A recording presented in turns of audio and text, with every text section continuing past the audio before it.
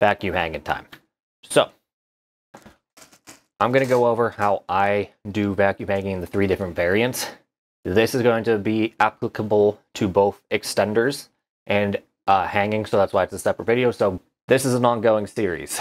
So if you want to stay up to date with the Ultimate Beginner's Guide, please subscribe to my channel. That way you will stay in the loop for all my upcoming beginners content and potentially interesting content moving forward. Whatever you're doing, this will apply to both. It's the same setup and premise for vacuum hanging and vacuum extending. It just, what you attach it to at the end is the only difference. So we're going to have a sleeve. These come in different sizes. They should match pretty close to your bell. 1 inch is going to be 1 inch in diameter, that is. Going to be good for medium and large, while the 3/4 of an inch is going to be good for the modest size on Peak My Physique. It's going to be roughly the same idea everywhere else. That's one of the main reasons why people tear through sleeves so easily, is that they're trying to use too small of a sleeve on too big of a bell. And there's a few other reasons, but in general, you want to have your sleeve be pretty close to the size of your bell. Now, to set it up, and this goes for literally every piece, and I just noticed a little tear in this one. Oh. But you set it up, put it over itself like so. Then flip it over itself again. This is going to create a nice big opening in the bell. Trying to hide it behind it. Okay. In general, all you got to do after that is put your penis in. Flip this down over the bell. And make sure that the entire sleeve is flat to the shaft, as I struggle to do that currently. So he's on. Then you're going to suck the air out of the bell. It's not going to do much to a banana, but to us with normal Johnsons, it's going to make the glands fill the bell and take up the empty space left by the vacuum. And that's what's going to leave it on. All right, so we have a bit of suction started. This part is pretty important. Pull up on the glands a bit to create a vacuum inside the bell. And then what we're going to do is suck out that extra air.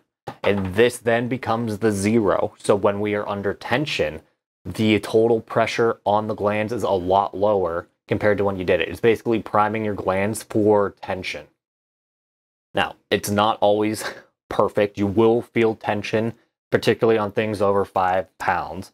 But like, since we basically already pulled out a lot of the potential for the vacuum, you won't experience nearly as much vacuum on the glands to begin with. That is a general premise. That is going to be the exact same way to put on the bell every single time. The main difference between all the different methods is how you protect the skin. So I'm going to take this off. We have 3 different ways to protect the skin. The most all-encompassing is going to be taping. It is not foolproof, but if you're sensitive to blisters, this is going to be your best bet. And then we use lotion. Brand does not matter. You probably just want it to be pretty thick, so that way it doesn't dry up all that easily. And then we have water, and there's water in this cup. Probably couldn't see it. They all have pros and cons. Tape being that you will not grow your glands with it on. You also have to get erect to put it on. And it's, again, there's going to be a much less chance of blisters. So like, let's say there's a 1% chance of blisters with lotion and water. There's going to be a 0.5% chance of blisters. So depending on how prone you are to blistering, tape is going to be your best bet, but it's not foolproof. So we're going to do taping first because the other 2 are going to be very similar. Get erect. For reference, there's a line going around the tip of the banana to show the coronal ridge. We are going to tape just around the coronal ridge while leaving the frenulum mostly exposed, because the tip should fill the bell for the most part, especially since we're erect. Most of us should have a proper sized bell that allows our tip to be the main thing experiencing the pressure. So we're going to do a horizontal piece, and a bit of a pro tip: have these ripped before you apply the tape. It just makes it much easier because you got to stay a bit erect while doing it. So we have one piece here, and you want to have it as flat as possible. A bit of overlap is okay because we're going to go over it again with another piece of tape here. But rip the tape. You want to have about 4 or 5 pieces of tape on hand ready to go. Depends on how thick your glands are. Then we got the bottom. You won't be able to see this from your point of view.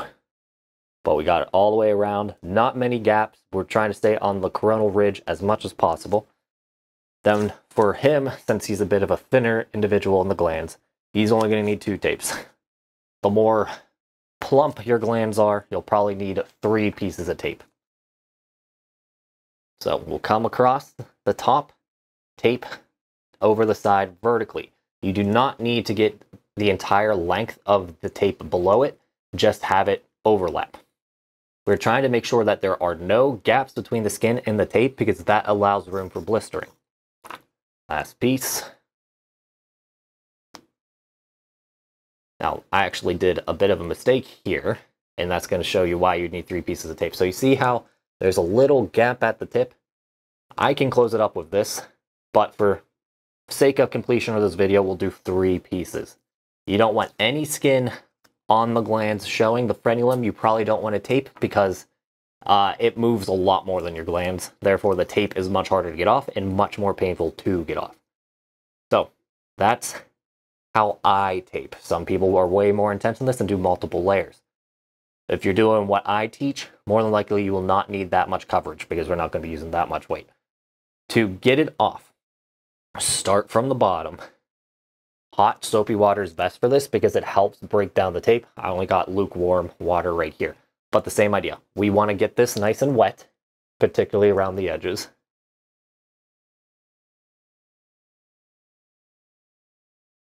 So like if you do PE and then shower right afterwards, while you're literally body washing your dick, you can take the tape off.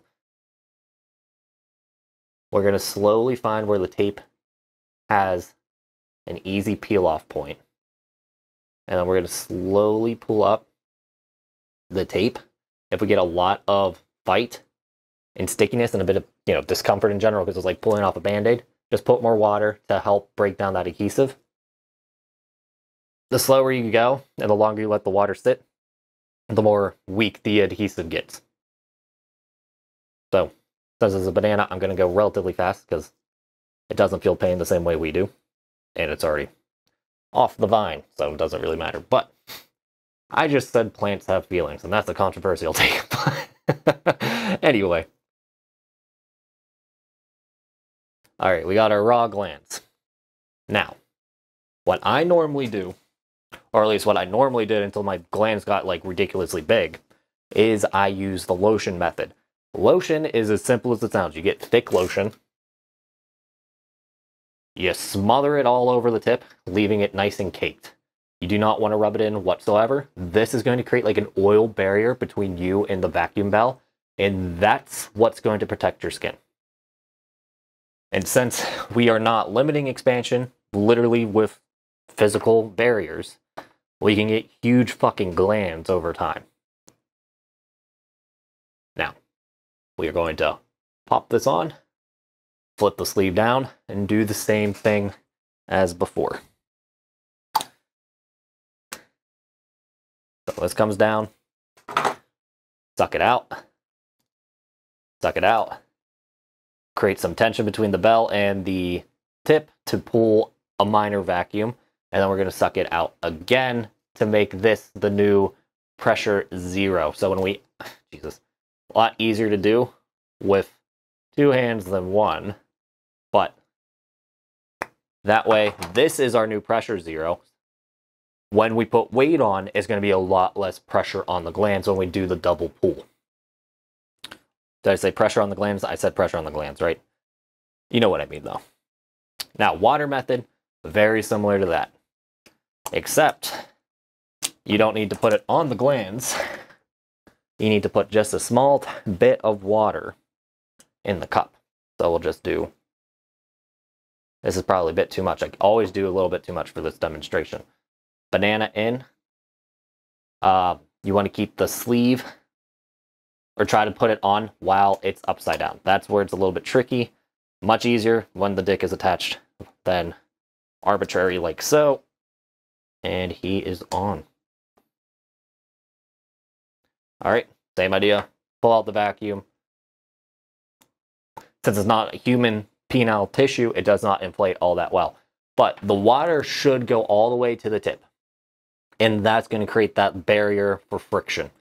Now, what I actually been doing lately is putting just a tad bit of lotion on my tip and then using the water method. And that's basically making a double barrier. Since water and oil don't mix, you get the barrier between the water and your skin, and then the water and the bell. So you get a lot of lubrication without any potential for abrasion.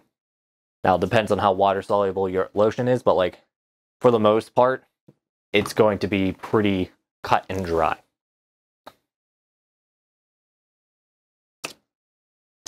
Now, if you do get a blister through all of this, it's going to be either you are prone to blisters, or more likely you have a mismatch in bell size compared to your gland size. So if you have too small of a bell, it just makes it very hard to not have any friction, and that's what's going to help pull the potential skin up to form the blister.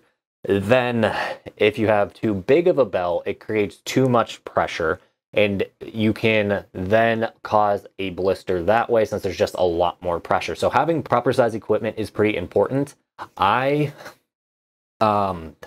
usually go off erect gland size because your glands are going to expand to the bell. At Peak Male Physique, we carry sizes for literally from 3 inches up to 6.5 inches. So for the most part, if your erect glands are between 3 inches to 6.5 inches, you will find something. If you're bigger than 6.5 inches glands, I really don't know why you're doing PE. If you're smaller than that, you can use some kind of tissue to like pad it out, so that way the pressure isn't just applied completely to your glands. And that's also very helpful for when you're between sizes, just a bit of tissue. You can still use like the lotion method, probably not the water method because that sounds like a mess, or tape to make it work. But like you just really need to fill in that extra space to make sure that pressure doesn't get too crazy. But that's going to wrap it up for vacuum hanging and extending. Again, all the difference is between vacuum hanging and extending is going to be attaching. So like I'm now vacuum extending, for example. Or if I was hanging, I would just attach a carabiner to this and some weight. So it's literally the same setup, just the last step is different. Anyway, that's going to wrap it up here, guys. Please like and subscribe. It helps me out a lot. I will be going over the compression hanging setup very soon, and then we're going to be doing a video just on extending and just on hanging after that, and then we'll talk about pumping. But that's going to cover most of it for the beginner's guide. We might touch on clamping, and we should probably touch on erection quality, but that's a separate video. So stick around, and I'll see you soon.